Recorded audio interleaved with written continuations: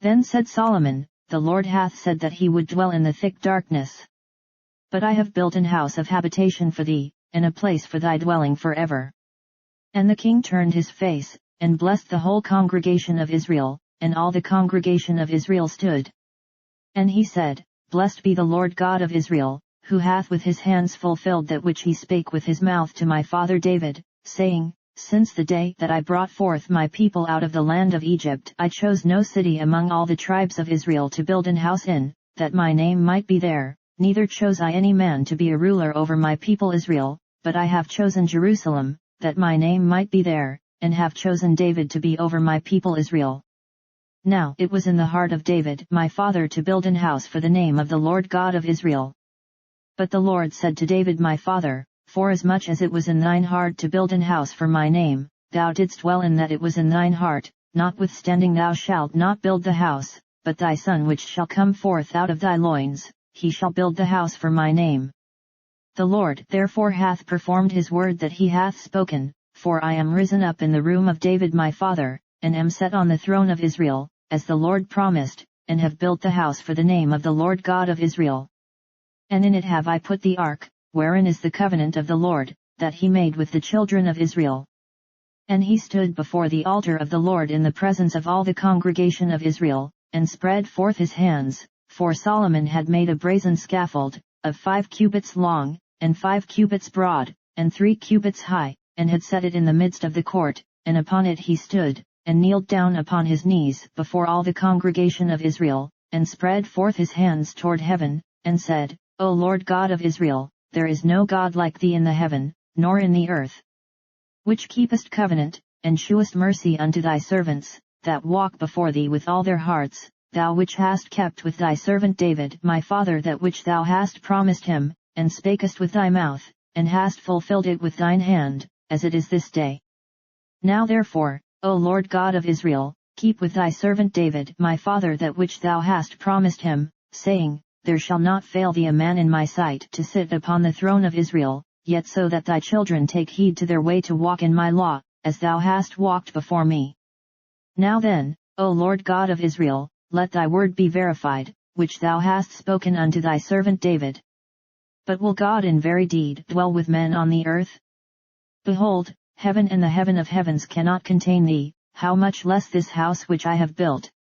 Have respect therefore to the prayer of thy servant, and to his supplication, O Lord my God, to hearken unto the cry and the prayer which thy servant prayeth before thee, that thine eyes may be open upon this house day and night, upon the place whereof thou hast said that thou wouldest put thy name there, to hearken unto the prayer which thy servant prayeth toward this place. Hearken therefore unto the supplications of thy servant, and of thy people Israel, which they shall make toward this place, hear thou from thy dwelling place, even from heaven, and when thou hearest, forgive. If a man sin against his neighbor, and an oath be laid upon him to make him swear, and the oath come before thine altar in this house, then hear thou from heaven, and do, and judge thy servants, by requiting the wicked, by recompensing his way upon his own head, and by justifying the righteous, by giving him according to his righteousness. And if thy people Israel be put to the worse before the enemy, because they have sinned against thee, and shall return and confess thy name, and pray, and make supplication before thee in this house, then hear thou from the heavens, and forgive the sin of thy people Israel, and bring them again unto the land which thou gavest to them and to their fathers. When the heaven is shut up, and there is no rain, because they have sinned against thee, yet if they pray toward this place, and confess thy name, and turn from their sin, when thou dost afflict them, then hear thou from heaven, and forgive the sin of thy servants, and of thy people Israel, when thou hast taught them the good way, wherein they should walk, and send rain upon thy land, which thou hast given unto thy people for an inheritance. If there be dearth in the land, if there be pestilence, if there be blasting, or mildew, locusts, or caterpillars, if their enemies besiege them in the cities of their land, whatsoever sore or whatsoever sickness there be, then what prayer or what supplication soever shall be made of any man, or of all thy people Israel, when every one shall know his own sore and his own grief, and shall spread forth his hands in this house, then hear thou from heaven thy dwelling place, and forgive, and render unto every man according unto all his ways, whose heart thou knowest, for thou only knowest the hearts of the children of men. that they may fear thee, to walk in thy ways, so long as they live in the land which thou gavest unto our fathers. Moreover concerning the stranger, which is not of thy people Israel, but is come from a far country for thy great name's sake, and thy mighty hand, and thy stretched out arm, if they come and pray in this house, then hear thou from the heavens, even from thy dwelling place, and do according to all that the stranger calleth to thee for, that all people of the earth may know thy name, and fear thee, as doth thy people Israel, and may know that this house which I have built is called by thy name. If thy people go out to war against their enemies by the way that thou shalt send them, and they pray unto thee toward this city which thou hast chosen, and the house which I have built for thy name, then hear thou from the heavens their prayer and their supplication, and maintain their cause.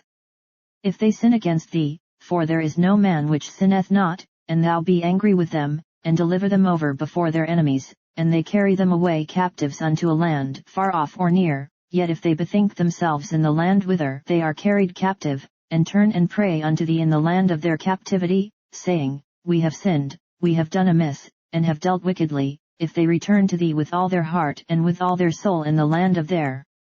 captivity, whither they have carried them captives, and pray toward their land, which thou gavest unto their fathers, and toward the city which thou hast chosen, and toward the house which I have built for thy name, then hear thou from the heavens, even from thy dwelling place, their prayer and their supplications, and maintain their cause, and forgive thy people which have sinned against thee.